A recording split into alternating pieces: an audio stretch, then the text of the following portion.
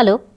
In this lecture, we are going to start with Auguste Comte, and here we will focus on Comte's sociological positivism.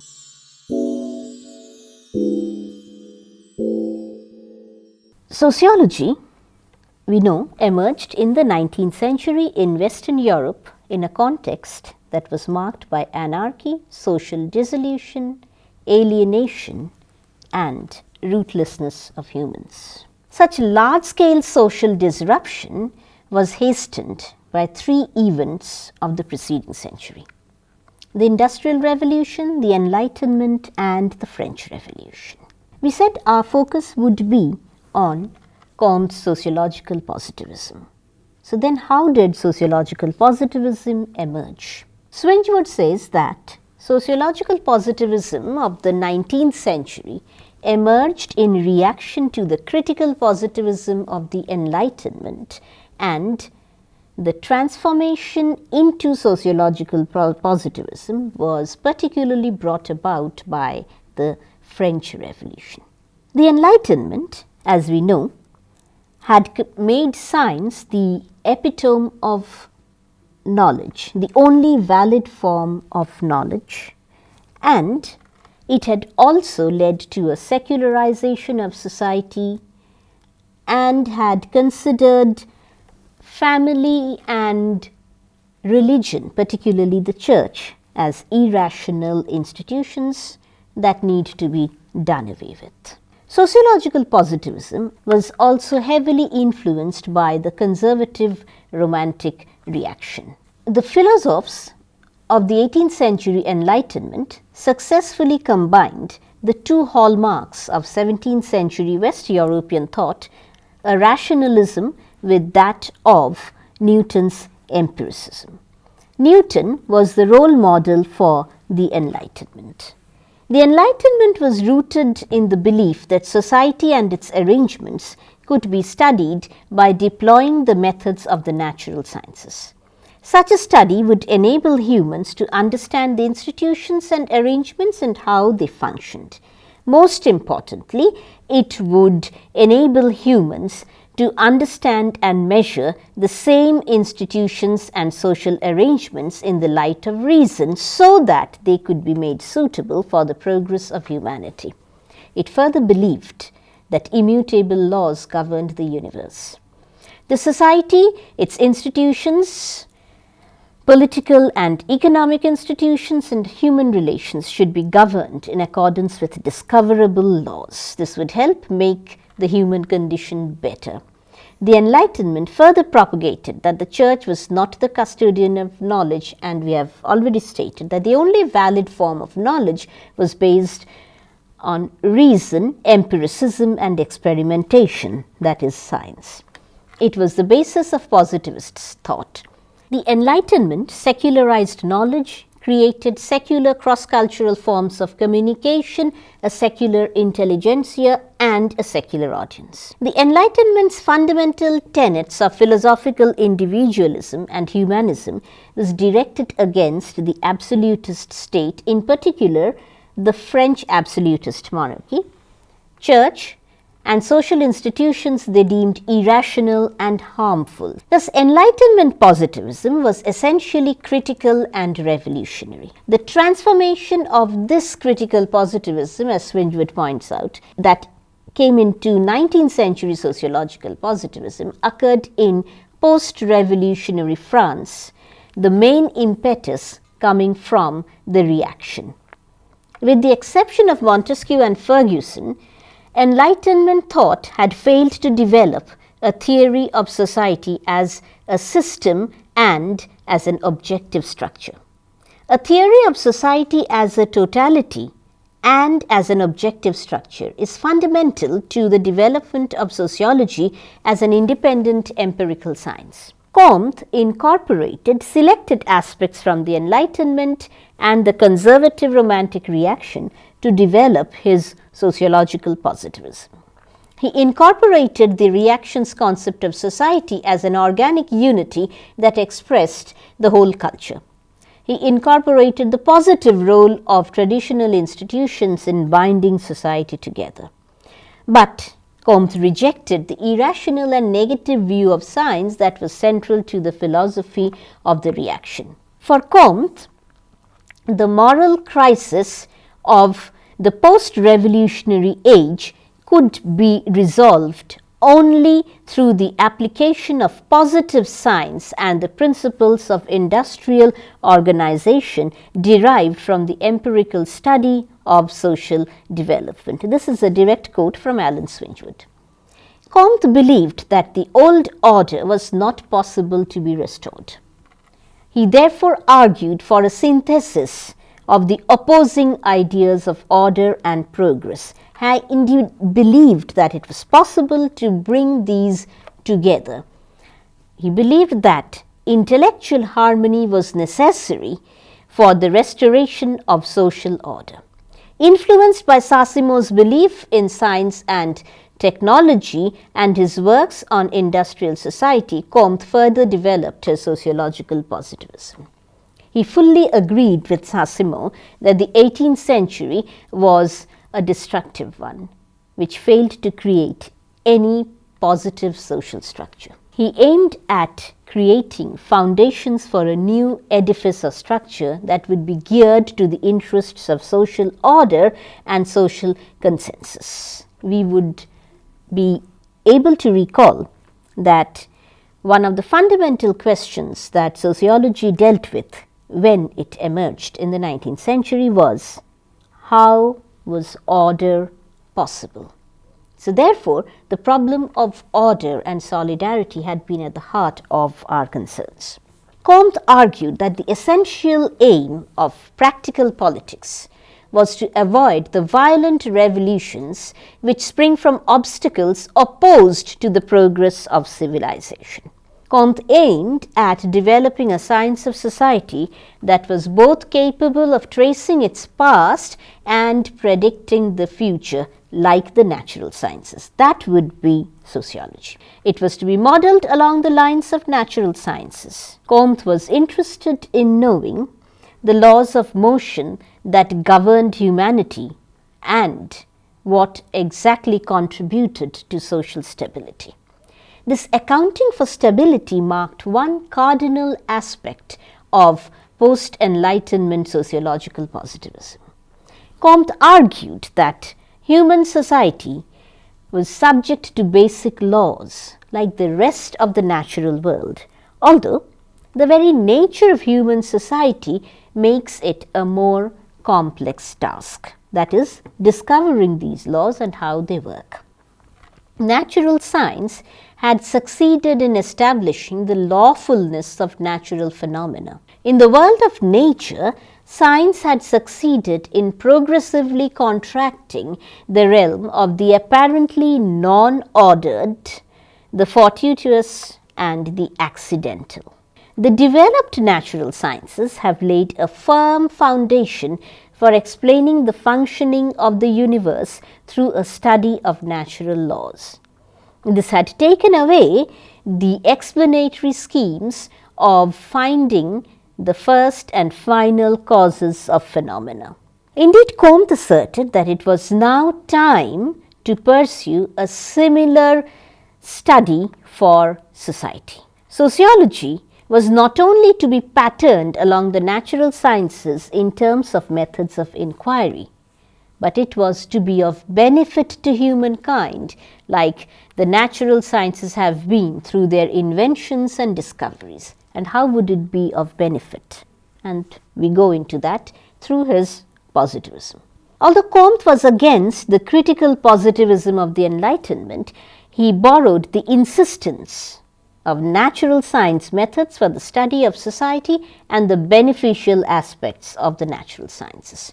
Comte insisted that it was absolutely necessary for humans to understand the laws that governed nature if they were to transform the natural environment to their advantage.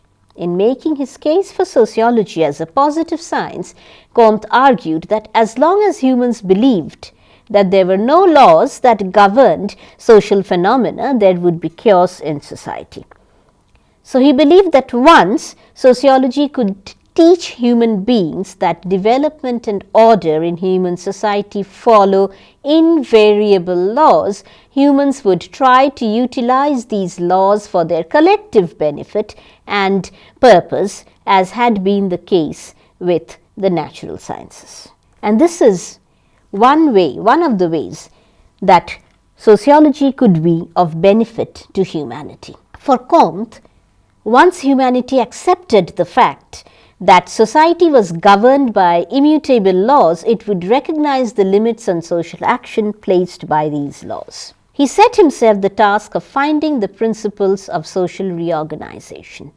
True science, or the positive spirit for Comte, was the establishment of intellectual order, for Comte believed that the intellectual order formed the basis of all other orders. Comte insisted that all social phenomena, like that of the natural world, were subject to invariable social laws. Once it has been established as a fact for humanity, the latter should subject itself to their dictates. The discovery of these basic laws would cure the revolutionary spirit and calm the restlessness of the human mind. See, this is again would be seen as another positive benefit that sociology as a science would bring to humanity. It would allow for the calming of that restlessness. The positive spirit tends to consolidate order by the rational development of a wise resignation to incurable political evils. That is, we must accept, because science has proven that these incurable political evils cannot be done away with. So what can we do? It would be futile on our part to try and bring about revolutionary changes and do away with these evils. What does Comte suggest then? As we have just said, that we must resign to this. It is a wise resignation. Thus, as Swingewood points out, that Comte's philosophy contrasted sharply with that of Vico, for whom the social world was the work of humanity. He says that the questions of active human labor in the transformation of society is assimilated to a theory of objective determining facts. Comte says that a clear understanding provided by positive sciences would provide to humanity the clear possibility of contextualizing its actions within the social and historical contexts. What would it do? Humanity would recognize the constraints that any social order imposes on action, and hence reorder society within the limits imposed by the laws that determine the order and progress of society, or the ones that govern humanity. That is the laws of motion. The new positive science, as developed by Comte, took away the legitimacy from perennial tradition. At the same time, it denounced the radical transformations and radical political philosophy of the preceding period. The emphasis on the relative instead of the absolute, Swingewood says, forms the core of Comte's thought. Therefore, instead of accepting tradition and canonical truths as being valid perpetually, he insisted on the continued progress of human understanding and the self-corrective character of the scientific enterprise. Comte vested authority in science, and it was quintessentially connected with Comte's conception of progress and of what he believed constituted true liberty. As we have said, we are re-emphasizing the point here that true liberty is nothing else than a rational submission to the preponderance of the laws of nature. All authority was to be vested in the scientific elite, comprising of industrialists, scientists, and the sociologist priests. Not everyone can have a right over guidance in human matters. Only some can. They are the ones who can submit themselves to the rigorous canons of the scientific approach and evidence. The rational submission that Comte highlighted as the cardinal feature of true liberty was inevitably linked to the acceptance of inequality as a rational fact. Comte's positive signs of progress made clear that progress impacted differentially on social groups. And here comes a discussion of the social groups, particularly the working class. Discussing the role of the working class, we quote, Comte described their inevitable lot as existing on the precarious fruits of labor and to suffer constant deprivation. Positivist sociology, while recognizing this as a great social problem, would seek to ameliorate the workers' condition, but not at the cost of destroying its classification and disturbing the general economy. Organic society, based on the positive conception of duties as against the negative conception of rights, which comes through the Enlightenment and particularly embodied in the French Revolution. So, this positive conception of duties was the solution to inequality, class differences, and conflict of interests. Thus, what was the working class supposed to do? The working class was to be taught through moral education that would supersede political solutions their rightful status of being subordinate to their employers. To take from Irving Zeitlin, who explained rational submission in these terms, the scientific elite will be the final authority of what these laws are. They will indicate the degree to which the lot of the lower classes may be slowly improved. In this way, the positive doctrine will provide a so-called constructive alternative to the insurrectionary solution advocated by the revolutionary school. Basic economic and political institutions are not to be changed, for history has shown that such change avails nothing. The class structure should remain as it is, and we see again an echo of Saint-Simon here. And class conflict presumably will be reduced, even eliminated, through the moral reconciliation of the classes.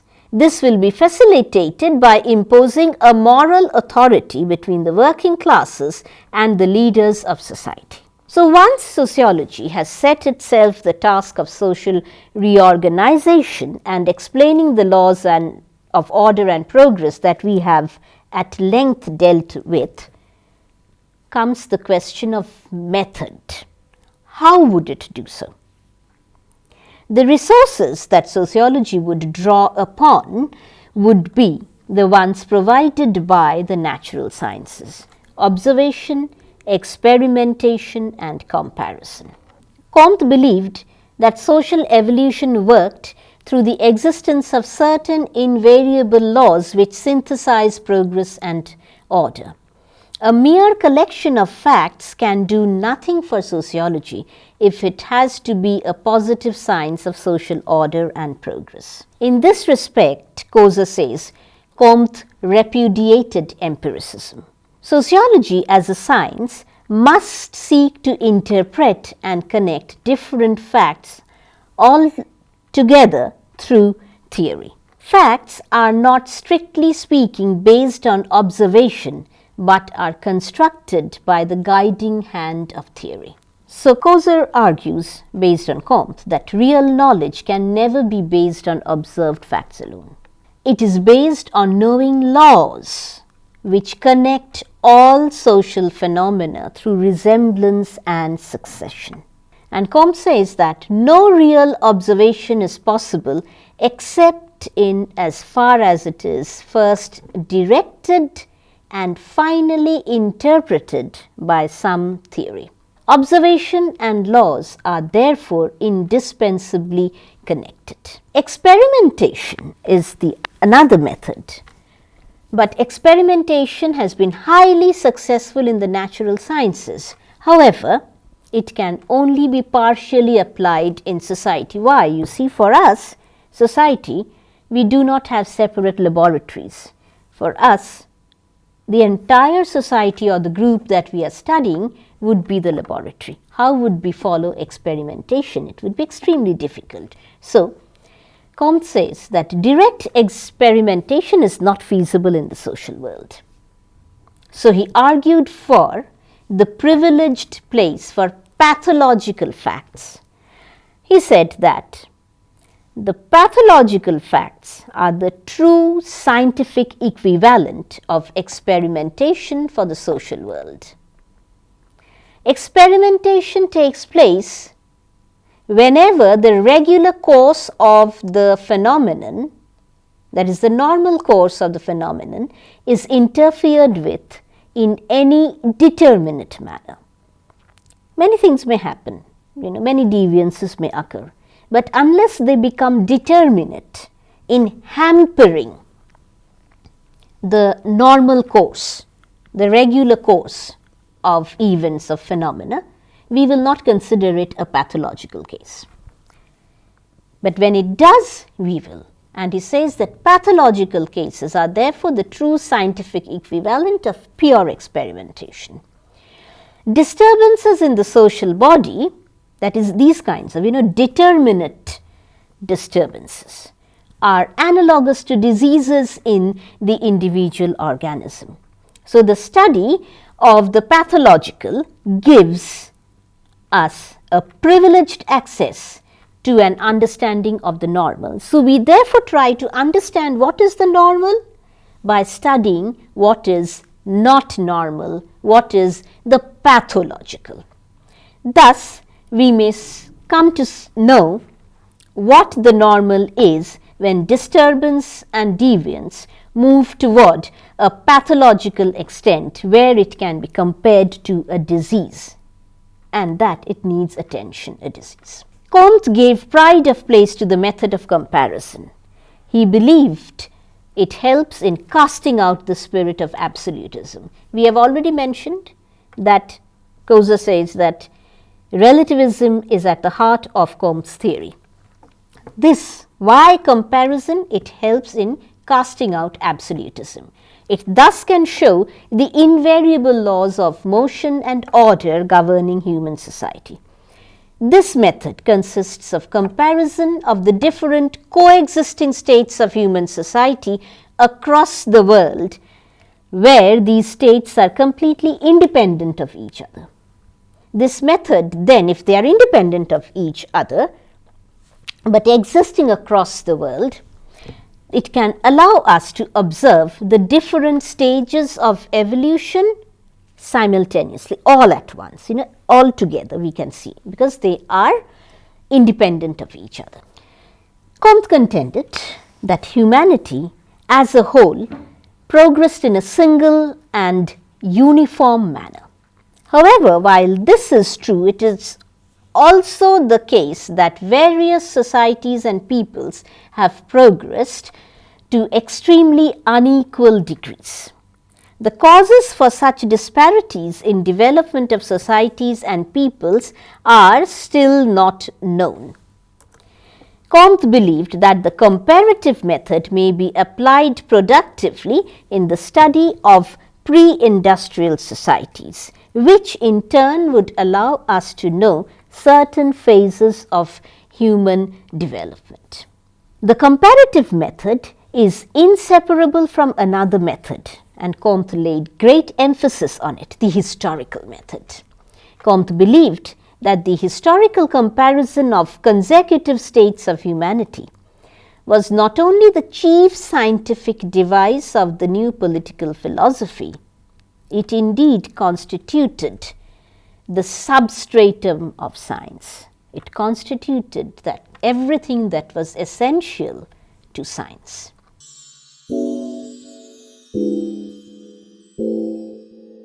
Historical comparisons throughout the time of human evolution form the very core of sociological inquiry. It is the positive method and philosophy that we find in the theories of order and progress that Comte provided us with. The law of three stages, the development of the sciences, or what we know better as the hierarchy of the sciences and the theory of statics and dynamics. So, he is talking about also in that we have already looked at the dynamics, particularly through the law of three stages. What contributes to order and stability of statics? We look at that. So, these theories, the law of three stages, the hierarchy of the sciences, and his theory of statics and dynamics are all based on the positive method and philosophy. Koser, Swingewood, Nisbet, Raymond Aron, and Irving Zeitlin are the primary references for this lecture and for the academic script. Thank you.